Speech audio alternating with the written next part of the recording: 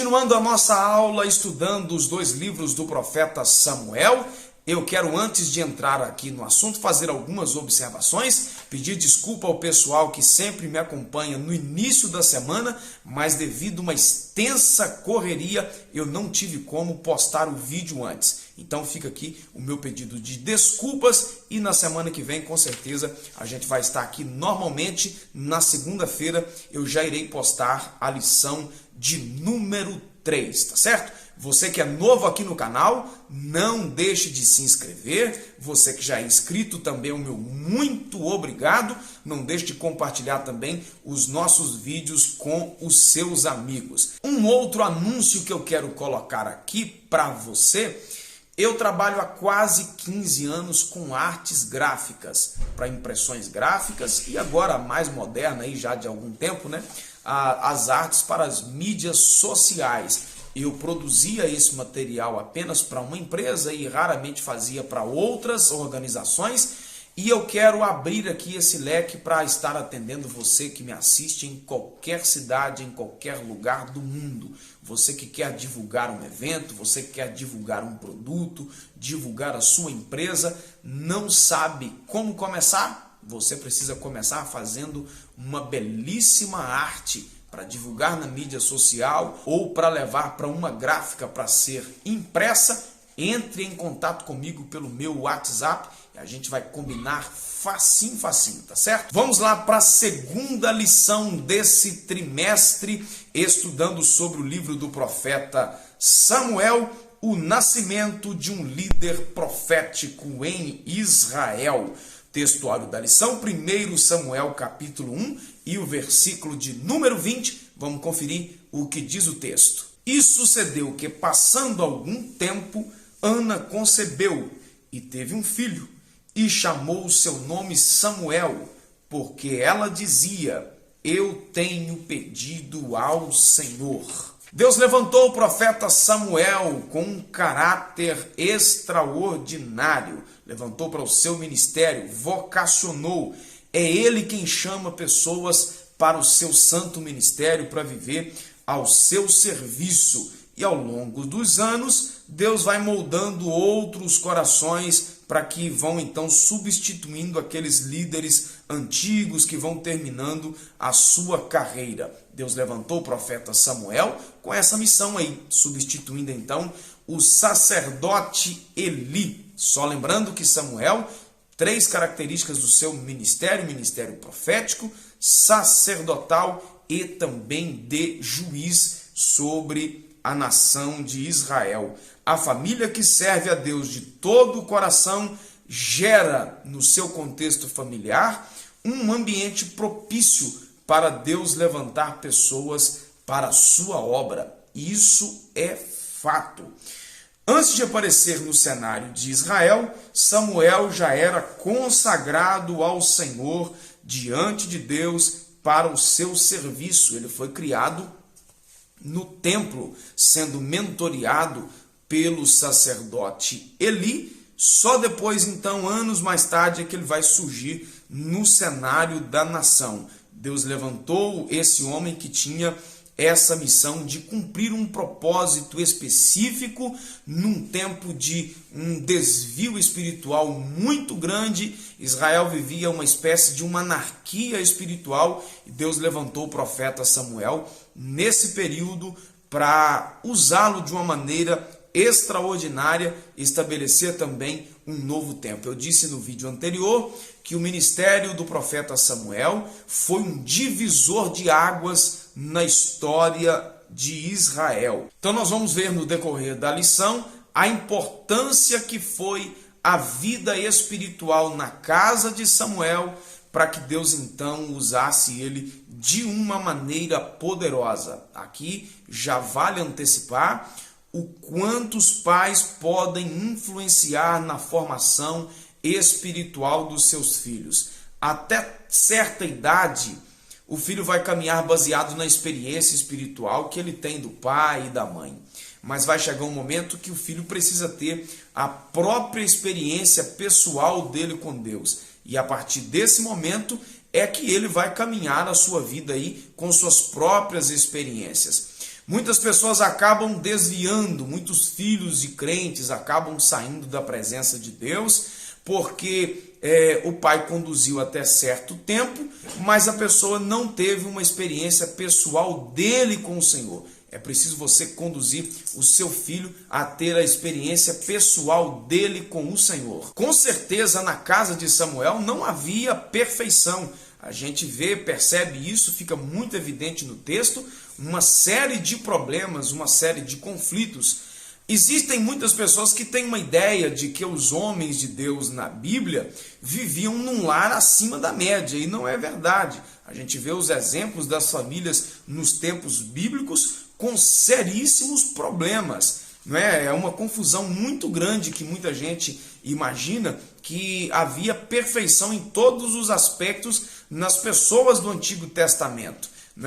Muita gente acaba querendo dizer que naquele tempo é que existia um homem de Deus e que hoje não tem mais homem de Deus, e enfim, nada disso. As pessoas tinham muitos problemas e a Bíblia não omite problema de ninguém, não omite pecado de ninguém, não omite situação difícil que ninguém esteja vivendo. Paulo disse em Romanos que tudo quanto foi escrito para o nosso ensino foi escrito a fim de que tenhamos esperança. Pense bem, você que me assiste aí, com a série de problemas que você tem na sua vida pessoal, na sua vida familiar, enfim. Imagina se você lesse a Bíblia e encontrasse na Bíblia apenas histórias bonitas, por exemplo, Davi vencendo Golias, a gente encontrasse apenas os momentos de auge da vida do profeta Elias e não tivesse lá os seus inúmeros problemas, o Davi pecando, o Elias fugindo de medo, pedindo para morrer. O que iria acontecer com você? O que iria passar na nossa cabeça no meio dos problemas que nós estamos enfrentando? Iríamos pensar que somos os piores dos seres humanos. Para que isso nos foi escrito? Para que tenhamos esperança. Saber de que Deus que usou aqueles homens no Antigo Testamento, à medida que eles se colocavam na presença de Deus, arrependendo dos seus pecados, Deus também é capaz de nos usar de uma maneira poderosa. E um desses problemas que tinha na família de Samuel, e era algo presente em várias outras famílias, é o que o texto pontua, o caso do pai de Samuel, o Eucana, que tinha duas mulheres, uma prática que no princípio bíblico era de certa forma assim, tolerado, não era aceito, mas tolerado. Existe uma grande diferença aí. Quando você volta no princípio da lei, por que isso era tolerado? Que o sujeito que se casou com uma mulher e ela fosse estéril, tinha a tolerância dele ter uma segunda mulher, a fim de que ele pudesse então gerar filhos. Mas só lembrando aqui que todos os homens da Bíblia que optaram por essa situação enfrentaram consequências seríssimas. Eles tiveram problemas seríssimos. Você quer ver uma atualidade desses problemas que atravessaram aí os séculos e os milênios e chegou nesse tempo que nós estamos vivendo? Foi esse problema na vida de Abraão. Quando a gente olha para os conflitos que existem lá no Oriente, esses conflitos são exatamente resultado desse problema de Abraão ter tido duas mulheres, certo? Então, não vai por esse caminho aí, querido, porque o negócio pode ficar terrível. Lembrando que naquele tempo era tolerado. Agora você vê no Novo Testamento o princípio da palavra de Deus é que o homem precisa ser marido de apenas uma mulher. Então essa questão que era tolerada no Antigo Testamento, hoje não mais. Mas mesmo apesar desses problemas na família de Samuel, há um destaque especial que nós podemos dar sobre a vida piedosa, a vida de caridade, a vida de busca ao Senhor, a vida de amor ao Senhor, onde o texto diz que uma vez por ano eles iam à casa de Deus para cultuar e para adorar. E nesse episódio, de ano após ano, Samuel estava junto, estava no contexto, É importante, eu repito, os pais conduzirem os filhos, não deixarem de irem juntos para a casa de Deus, cultuar ao Senhor. Salomão disse anos mais tarde que o pai que ensina o filho no caminho em que deve andar, esse filho então não vai desviar. Observe que ele diz que é no caminho, ele não diz o caminho, ele diz no caminho. Então, ou seja, o pai vai e leva o filho nesse mesmo caminho. Ele recebe do pai então esse exemplo, essa orientação e vai persistir na presença de Deus. Agora, algo também que chama atenção nessa história para que Samuel nascesse foi a forte, firme e decidida oração, propósito de Ana para que Deus então desse a ela esse filho. O gatilho aqui para que Deus operasse um grande milagre foi exatamente esse firme propósito de Ana. A pessoa, o cristão, ele deve ter uma vida espiritual de busca, de sabedoria, de proceder piedoso, de oração, de constância, de caminhar na presença de Deus, porque isso vai ser fundamental para o trabalhar de Deus na sua família, na vida dos seus filhos. Então você deve, assim como Ana, perceba uma coisa, que ela foi persistente na oração, foi persistente no propósito, ao invés de revidar os ataques que sofreu, como o texto diz lá, da sua rival. O cristão verdadeiro, ele evita atacar as pessoas, ele evita responder também aos ataques que lhe são dirigidos, mas ele mantém aí um coração sereno diante de Deus, sempre deixando manifestar maturidade espiritual, deixando manifestar o fruto do Espírito. Perceba uma coisa, que apesar de estar com a alma angustiada, ou com a alma amargurada devido à sua esterilidade, Ana não se deixou abater por esse problema, não se deixou intimidar por esse problema, mas ela buscou o Senhor a fim de que Deus operasse um grande milagre. Perceba que ela faz uma oração no templo diferente da oração que normalmente os hebreus faziam. Ela faz uma oração de forma assim que o sacerdote pensou que ela estivesse até embriagada. O sacerdote pensou que ela estivesse bêbada, porque de fato era algo incomum, não é? E ela responde para o sacerdote então que ela não estava bêbada, que ela estava amargurada, que ela estava em um propósito de oração. O sacerdote ali responde para ela então que ela deveria ir, que Deus fizesse conforme o desejo do seu coração, que a sua petição fosse respondida por Deus. Nós precisamos entender uma coisa, que todos nós temos algo chamado ansiedade, é uma sensação, um sentimento de ansiedade, é normal na vida de todo ser humano, mas para muita gente o excesso de ansiedade pode ser um problema seríssimo. Ana lançou ao Senhor a sua ansiedade e ela obteve resultado. As nossas amarguras, as nossas ansiedades precisam ser, conforme a orientação de Pedro, na sua primeira carta, capítulo 5, versículo 17, precisam ser lançados aí essa amargura, essa ansiedade ao Senhor, porque Deus vai cuidar de nós. Ele sabe tratar de nós. Jesus deu uma orientação aos discípulos no capítulo 6 de Mateus, que Deus dá aos filhos algo superior ao que dá aos pássaros, algo superior que deu a Salomão, que dá superior aos lírios. Então, Deus cuida dos seus filhos. Ele diz, lancem no Senhor, busquem primeiramente o reino dos céus, a sua justiça, e todas essas coisas, ou seja, o que comer, o que beber, o que vestir, todos os nossos recursos básicos para a nossa sobrevivência serão supridos pelo Deus que supre toda a nossa ansiedade. E nesse pedido que Ana fez a Deus, ela também fez um voto.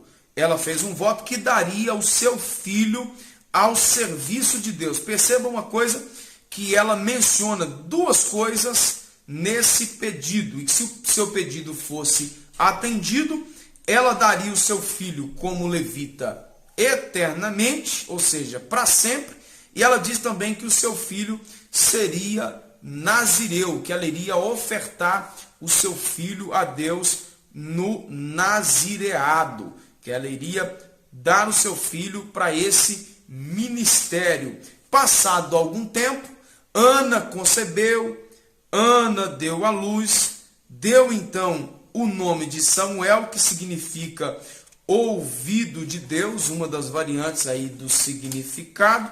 Samuel cresceu, se fortaleceu, confiou no Senhor Deus Todo-Poderoso, como indica o seu próprio nome. E agora, desmamado já aí, depois dos seus 3 anos de idade, ele foi entregue na casa de Deus, onde ele iria crescer e então poderia cumprir o propósito de Deus e cumprir o voto feito então pela sua mãe. Ana, ao chegar no templo com Samuel, ela lembrou a Eli, o sacerdote, que ela esteve lá, da sua oração, do seu pedido. Ela entregou Samuel para que Eli pudesse mentoreá-lo, cuidar dele, instruir a respeito do ministério que ele deveria cumprir ao Senhor, então, conforme prometeu a sua mãe. Caminhando aqui para fechar, como é importante conduzir os nossos filhos na presença de Deus, como é importante conduzir os nossos filhos ao cuidado de Deus, à chamada de Deus, ao crescimento de Deus. O exemplo do pai vai trazer inspiração para o filho. E a gente percebe que isso foi de uma forma tão grande na vida do profeta Samuel, que no capítulo de número 12, quando ele vai despedir do povo, ele diz: olha, testemunhem agora aí, porque eu sempre estive com vocês como um homem de Deus, cumprindo a proposta de Deus para o meu ministério. Então você que é pai, você que é mãe e me assiste, faça com que os seus filhos cresçam na presença de Deus, observando o seu testemunho de fé, para que esses também sejam homens e mulheres de Deus. Com essa lição nós somos estimulados a apresentar a Deus as nossas petições conforme o exemplo de Ana. Creia que Deus é poderoso para solucionar esse teu problema. Ana tinha o problema da esterilidade, ela tinha o problema da falta de filhos, e ela apresentou a Deus, e isso trouxe a ela uma resposta extraordinária. Ela entrou para a história como uma mulher que orou, buscou ao Senhor, e Deus deu para ela a solução, tá certo? Continuamos a estudar o livro do profeta Samuel nas outras lições que seguem, e é sempre bom ter você aqui. Obrigado você que é inscrito no canal, você que não é inscrito, não deixe de se inscrever, clique aí, se inscreva no canal para que você seja notificado, tá certo? Das nossas atualizações aqui. Para você que me assiste hoje, dia 11 de outubro de 2019, na próxima segunda, portanto, dia 14, já estarei colocando aqui o vídeo novo da lição de número 3, vai te dar tempo aí para você assistir. Fiquem com Deus e até o nosso próximo encontro. Um abraço.